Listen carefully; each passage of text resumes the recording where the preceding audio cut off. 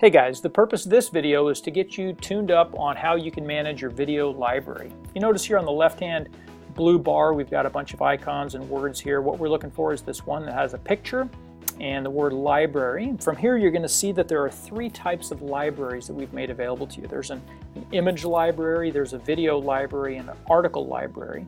And today we're going to be looking at the video library. So you're going to go ahead and click on Video Library. Here you're going to see a whole bunch of videos that we've already pre-approved.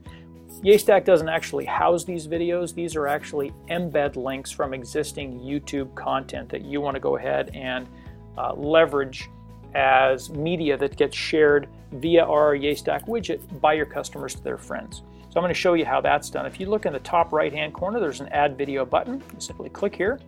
And now what we're looking for is this embed link from YouTube. So let's go ahead and head over here to YouTube and grab that link. You notice here, this is a customer of ours, a great product that they've got, and they've made a video about that. We're going to click on this share button in the lower right hand corner below that video. And the first thing that pops up is just a generic share URL. We don't want that. We actually want the embed link. So we're going to go ahead and hover on this embed, and we're going to click that.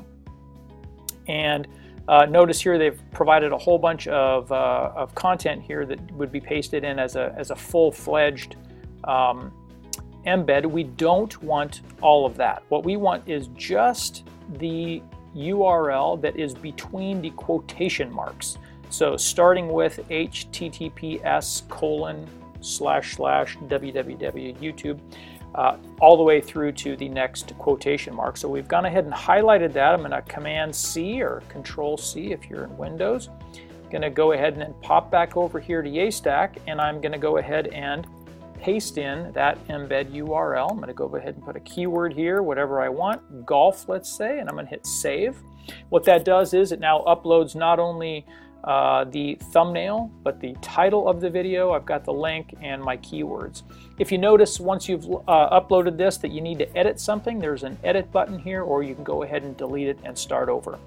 Guys, I hope this was helpful. Make it a great day.